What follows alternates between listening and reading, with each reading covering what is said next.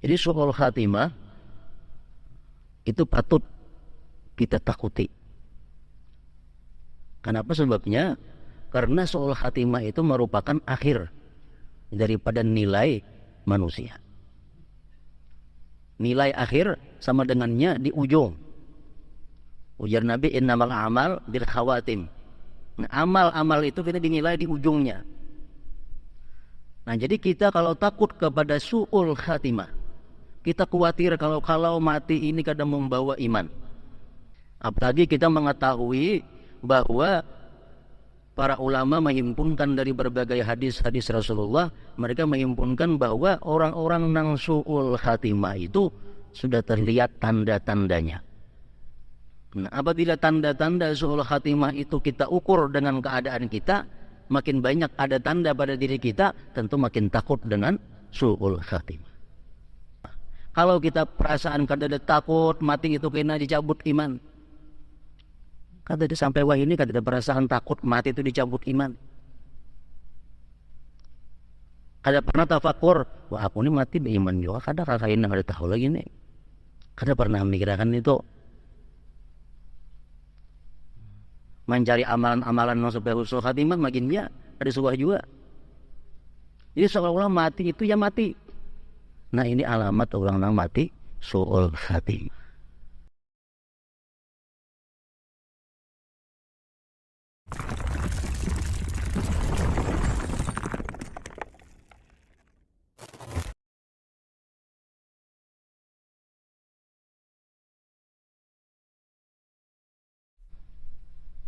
Derajat tertinggi,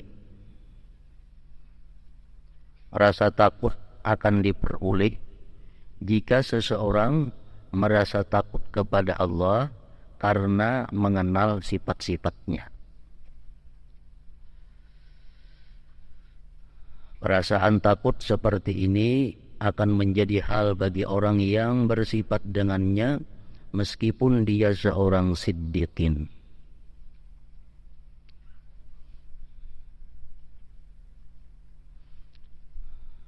Takut yang paling tinggi itu tingkatannya adalah takut kepada Allah. Kenapa takut kepada Allah?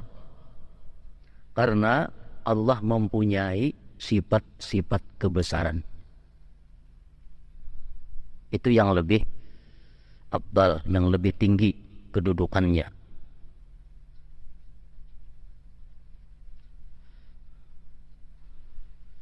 Allah pernah berwahyu kepada Nabi Daud alaihi salam, "Khabni kama takhafu sabu'ad dari." Artinya, wahai Daud, ujar Tuhan, takutlah kamu kepadaku sebagaimana kamu takut terhadap binatang buas. Kenapa kita takut kepada binatang buas? Karena binatang buas itu bisa menerkam. Binatang buas itu gagah perkasa. Binatang buas itu punya sifat-sifat yang keras. Dan binatang buas kada peduli kita ini salah atau kada terhadapnya. Walaupun kita kada bersalah, binatang buas bisa menerkam kita. Maka itulah halnya takut kepada Allah itu memandang sifatnya. Walaupun kita kada pernah bersalah kepada Allah, kita bisa dihukum oleh Allah. Karena menghukum atau memberikan nikmat itu adalah sesuatu yang harus bagi Allah, bukan sesuatu yang wajib. Orang yang bermaksiat boleh jadi dimasukkannya ke dalam surga. Orang yang hidupnya taat boleh jadi dimasukkan ke dalam neraka. Nah, jadi kita takut kepada Allah itu takut kepada Allahnya, karena Allah punya sifat-sifat kebesaran. Allah punya sifat yang tidak peduli. Nah, ini derajat yang tinggi. Apabila kita demikian punya sifat takut yang macam tadi, walaupun kita kada berbuat dosa, tetap kita takut kepada Allah. Walaupun kita kada pernah melanggar hukum Allah, tetap kita takut kepada Allah. Kenapa? Karena takut kita bukan kepada siksanya, takut kita bukan kepada ancamannya, tapi takut kita kepada Allah itu karena Dia mempunyai sifat-sifat yang demikian tadi.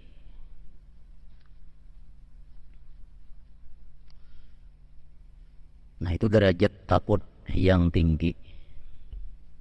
Macam Rasulullah Sallallahu Alaihi Wasallam, Nabi kita kada pernah salah terhadap Allah. Nabi kada pernah melanggar apa yang diperintah Allah. Nabi semua nabi kita menjunjung apa yang diperintahnya. Tapi Nabi berkata, ana akhsyakum lillah wa atqa. Aku ya Nabi orang yang paling takut di antara kalian ini terhadap Allah. Padahal Nabi kada pernah maksiat. Berarti Nabi bukan takut kepada ancaman Allah. Nabi bukan takut kepada siksanya Allah. Tapi Nabi takut itu kepada Allahnya. Nah ini khauf nang tinggi. Ada khauf nang di bawah, nang rendah. Itu orang-orang yang takut kepada Allah karena siksanya. Karena Allah itu mempunyai neraka, Allah itu mempunyai siksa yang dahsyat, lalu takut kepada Allah. Nah ini nomor 2 tingkatannya. Orang yang macam ini, takut nang ini bisa tertipu. Kenapa? Satu saat ini merasa kada berbuat dosa, lalu kada takut kepada Allah. Kalau kita takut lawan Allah itu hanya takut siksanya, takut ancamannya, itu bisa kita kada takut lawan Allah kalau kita merasa kada berdosa. Lain hal dengan takut kepada Allah.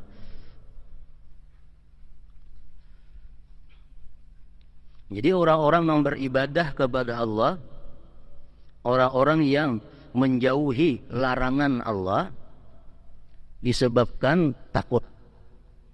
Itu bisa terjadi.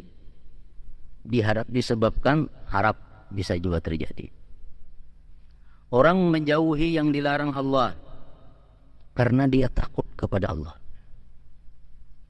Aku bukan takut siksanya, kada takut kepada Allahnya. Lalu aku tinggalkan ini perbuatan munkar. Aku tinggalkan ini perbuatan yang dilarang. Aku takut kepada Allah. Ini tinggi derajatnya. Ada orang yang meninggalkan munkar, ada orang yang meninggalkan yang diharamkan Allah karena takut dengan ancaman Allah. Kok kada wani melakukan ini karena masuk neraka mati. Kok kada wani melakukan ini karena dikubur, kena dihimpit oleh kubur. Aku kada wani melakukan ini karena kena bila mati sakit matinya.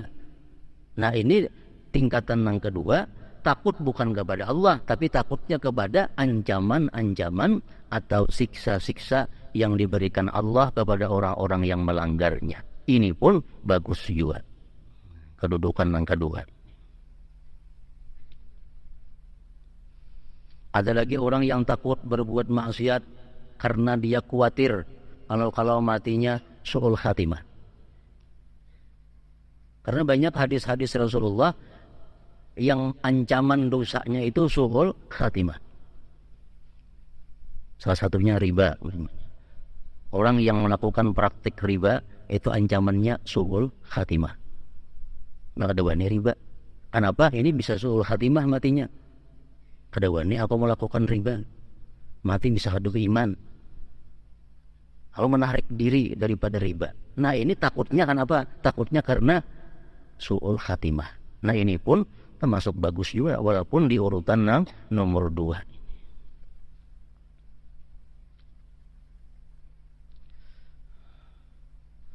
Jadi su'ul khatimah itu patut kita takuti.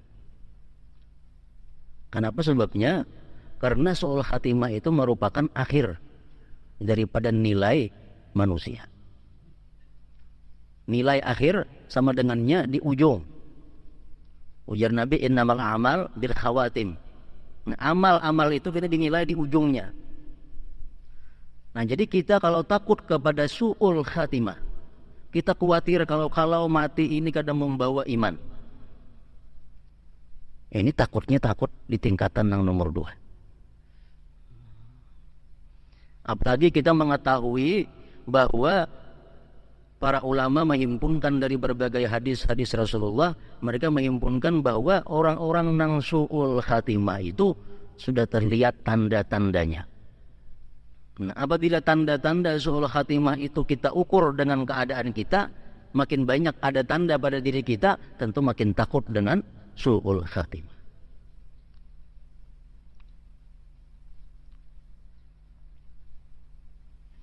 Ujar ulama mengatakan sekurang-kurangnya ada 11 alamat yang menunjukkan seseorang itu mati khawatir dicabut imannya. Artinya su'ul khatimah. Pertama, harisan 'ala dunya wa jam'il mal. Orang ini suka tamak atas dunia dan suka menghimpunkan harta. Ini satu tanda apabila kita ini hidup ketujuh dengan dunia ini dan suka menumpuknya, suka menghimpunkannya, berarti ada securit pada diri kita ini alamat su'ul khatimah.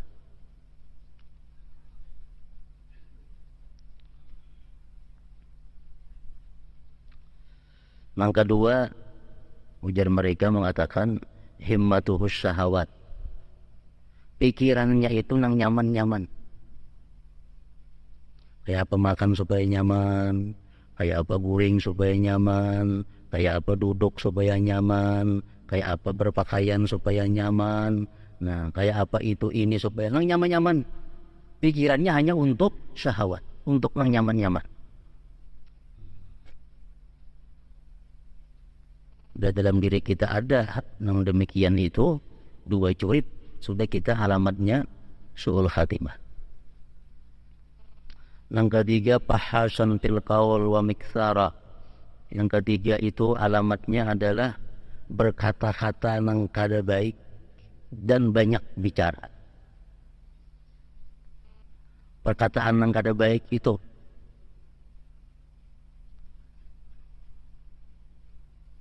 bahasa, perkataan nang jahat.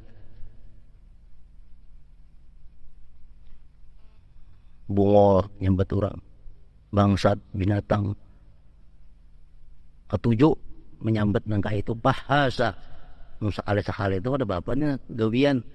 Ada hari kada tersambat, ada bungol itu bilangnya. Baik lawan bini atau lawan anak atau lawan siapa. Ada hari kada lepas dimuntung itu pada kalimat-kalimat nang jahat keluar. Nah, ini tanda juga. 3 curit sudah. Yang keempat, tahawun bis shalah. Memperinting dengan sembahyang. Sembahyang itu dianggap inting. Arti menganggap inting sembahyang tuh luas. Jam berapa kagaknya sembahyang zuhur? Tidak ada masalah. Berjamaah kada jadi soal. Berjamaah itu kada dianggapnya satu keuntungan, kada berjamaah kada dianggap satu kerugian. Itu memperinting sembahyang. Kada peduli sembahyang berjamaah kada kahar bapak juga. Walaupun rumah parak lawan langgar 4-5 langkah sampai ke langgar, kada peduli. Nah, tahawun bisa memperinting lawan sembahyang. Sembahyang khusyuk kah, kada kah, berjamaah kah, kada kah, di awal waktu kah, di akhir waktu, kada peduli. Asal tak sembahyang aja. Nah, ini tahawun bisalah.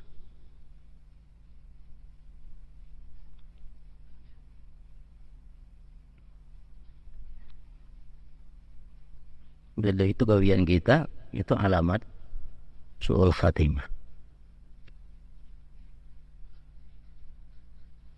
Yang kelima, suhbatuhul fujjar. Dan kakawanannya ini orang-orang yang kada baik. Kakawanan orang-orang yang kada baik. Kada ada bisa kawan ng orang saleh, orang nang takwa, nang akrab lawan inya tuh kada ada orang-orang saleh. Nang akrab doainya kada ada orang-orang takwa. Kawanan periman-periman. Mencolok mulang naik ke rumahnya periman-periman tuh aja, kada ada orang saleh, orang takwa, penuntut ilmu kada ada.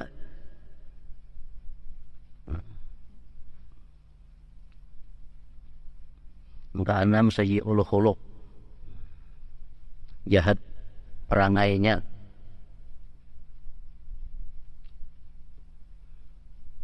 Yang ketujuh, fakhura, angkuh.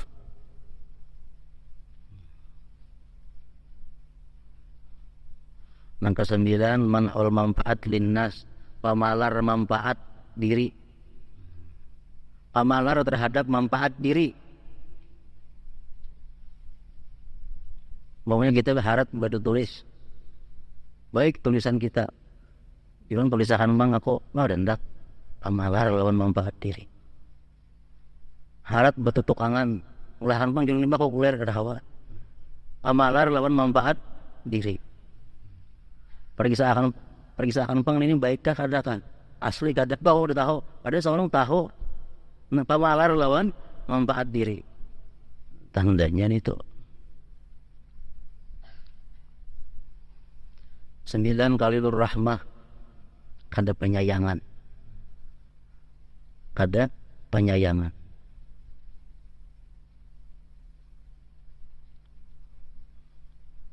Salah seorang sahabat Rasulullah datang kepada Rasulullah.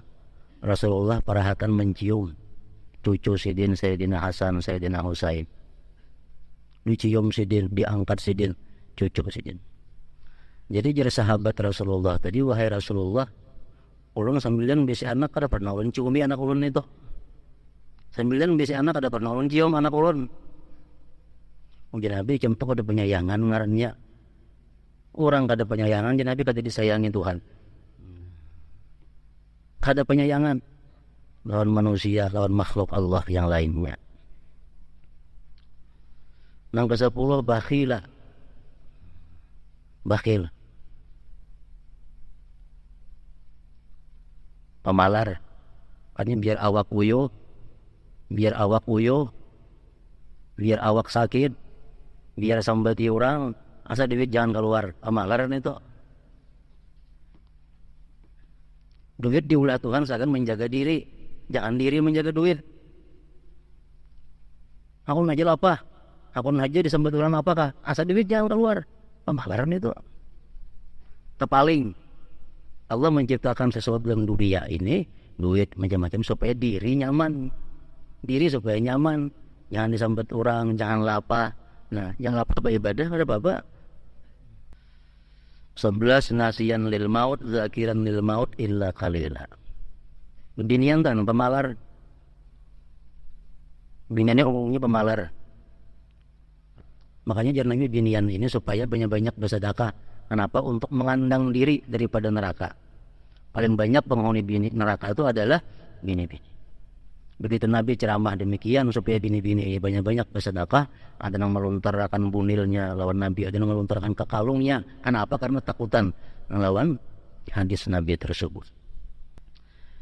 Nasiyan lil maut la yadhkurul maut illa qalila. Memang ke-11 orang ini jarang mengingat mati.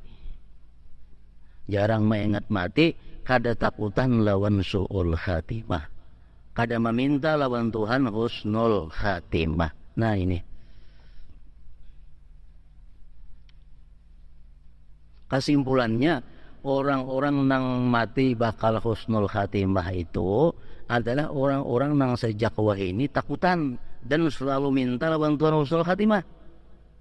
Sembahyang doa lawan Tuhan, ya Allah berikan hamba husnul khatimah. Sembahyang ya husnul khatimah. Nah, dalam sujud kadang-kadang minta Allahumma khtim li ya husnul khatimah. Nah, itu tanda orang husnul khatimah. Takutan mati itu jahat dan selalu minta lawan Tuhan husnul khatimah. Kalau kita perasaan kada ada takut mati itu kena dicabut iman. Kada ada sampai wah ini kada ada perasaan takut mati itu dicabut iman. Kada pernah tafakur, wah aku ini mati beriman juga, kada kakain kada tahu lagi nih. Kada pernah memikirkan itu. Mencari amalan-amalan supaya husnul khatimah makin ya ada suah juga. Jadi seolah-olah mati itu ya mati. Nah ini alamat orang yang mati su'ul khatimah. Su'ul khatimah.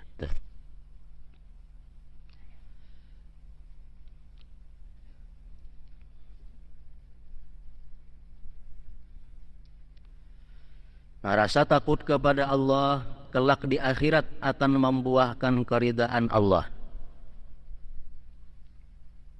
Dan orang yang diridai Allah akan memperoleh surga adan. Allah mewahyukan radhiyallahu anhum wa radu'an dari kaliman khasyiya rabbah. Allah ridha kepada mereka dan mereka pun ridha kepada Allah. Yang demikian itu untuk orang-orang yang takut kepada Tuhan. Nang dapat keridaan Allah itu adalah orang-orang yang takut kepada Tuhan.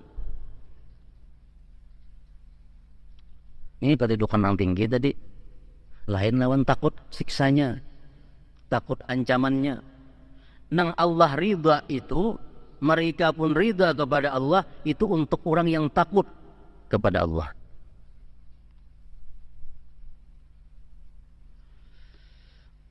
Dalam surah Ar-Rahman disebutkan lagi, waliman khafa maqama rabbih jannatan zawata afnan. Dan bagi orang yang takut akan makam Tuhannya. Sebagian ulama tafsir mengatakan di sini hisab Tuhannya. Ada 2 surga. Nah, orang-orang yang takut kepada siksa Allah dapat 2 surga. Tapi kalau orang-orang yang takutnya kepada Allah dapat keridaan Allah. Nah, ini bandingannya. Kalau kita takut kepada siksanya, kita dapat 2 surga. Dan bagi orang yang takut akan makam Tuhannya, hisab Tuhannya, ada 2 surga. Kedua surga itu memiliki pohon-pohon dan buah-buahan. Ini perbedaannya antara orang yang takut lawan Allah, takut lawan ancaman Allah. Orang takut lawan ancaman Allah, kelak dapat 2 surga. Orang yang takutnya kepada Allah dapat ridha. Kalau ridha itu bebas, surga mana aja hendak artinya, karena Allah meridainya. Radhiyallahu anhum wa radu an dzalika liman khasyiya rabbah. Jika kamu bertanya mana yang lebih utama, rasa harap atau takut, maka jawabnya adalah sebagaimana perkataan Sayyid Abdullah bin Alawi Al-Haddad radhiyallahu anhu dalam bait syairnya di atas, kilahuma mislud dawa'il ampa. Keduanya adalah obat yang sangat mujarrab. Kita berharap bisa beribadah akhirnya. Takut pun bisa beribadah juga. Keduanya adalah obat yang sangat mujarrab.